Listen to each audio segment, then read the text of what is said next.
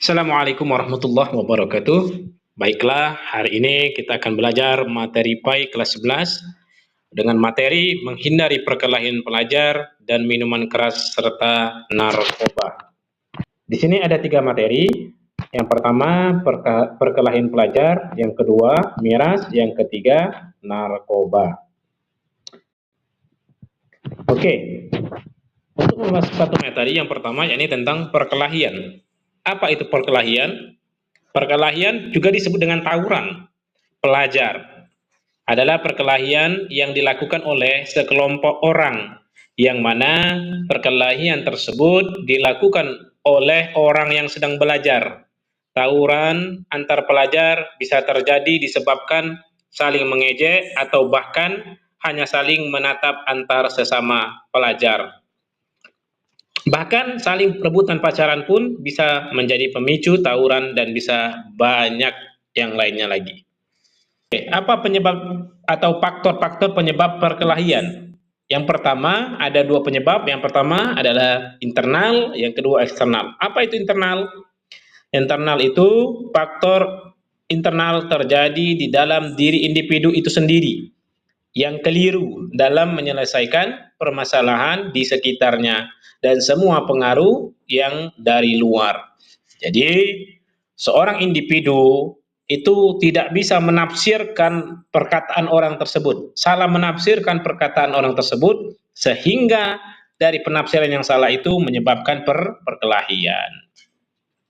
Oke, yang kedua, eksternal. Faktor keluarga, faktor sekolah, dan faktor lingkungan. Jadi eksternal ini ada 3 faktor penyebab terjadinya perkelahian. Pertama, faktor keluarga. Apa itu faktor keluarga? Faktor keluarga adalah tempat di mana pendidikan pertama dari orang tua dilakukan. Ya. Jadi pertama kali pendidikan kita dapat adalah dari keluarga kita. Bisa jadi penyebab perkelahian di sekolah karena kita sering melihat orang tua kita bertengkar karena hanya hal-hal yang sepele, maka mental kita ikut menjadi terkena. Ya. Ini faktor keluarga. Terus faktor sekolah. Apa itu faktor sekolah? Sekolah tidak hanya untuk menjadikan para siswa pandai secara akademik, namun juga pandai secara akhlak, ya. Jadi di sekolah itu bukan hanya untuk menuntut ilmu saja, tetapi juga diajarkan adab, sopan santun, akhlak. Oke, yang ketiga faktor eksternalnya faktor lingkungan. Lingkungan rumah dan lingkungan sekolah dapat mempengaruhi perilaku pelajar. Jadi lingkungan ini sangat berpengaruh bagi seorang pelajar. Kalau kita bergaul dengan lingkungan yang kurang baik, maka kita juga ikut tidak baik. Ya, jadi lingkungan ini sangat berpengaruh ya. Jadi harus waspada di lingkungan kita. Kita harus memilih dan memilah ya, yang mana teman yang baik, mana lingkungan yang baik, dan mana lingkungan yang buruk. Oke. Dampak karena tawuran pelajar. Jadi apa? Tadi faktor penyebab, sekarang dampaknya.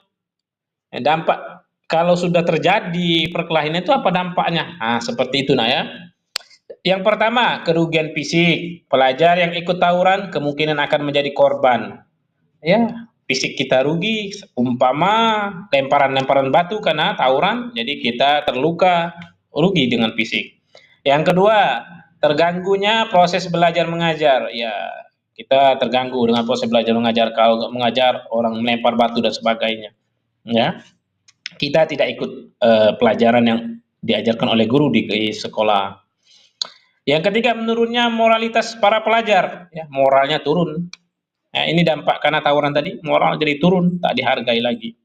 Hilangnya, yang keempat, hilangnya perasaan peka, toleransi, tenggang rasa, dan saling menghargai. Jadi hilang, kita tidak bisa menghargai teman. Karena teman mau belajar, kita tak lagi menghargai. Ya. Tidak ada lagi bagi orang-orang yang seperti itu. Nah, yo. Oke. Sekarang cara-cara dalam mengatasi perkelahian. Apa itu solusinya? Bagaimana mengatasinya? Jadi di sini disebutkan bahwa yang pertama memberikan pendidikan moral untuk para pelajar. Yang kedua, menghadirkan seorang figur yang baik untuk dicontoh oleh para pelajar, mungkin guru yang baik, orang tua yang baik.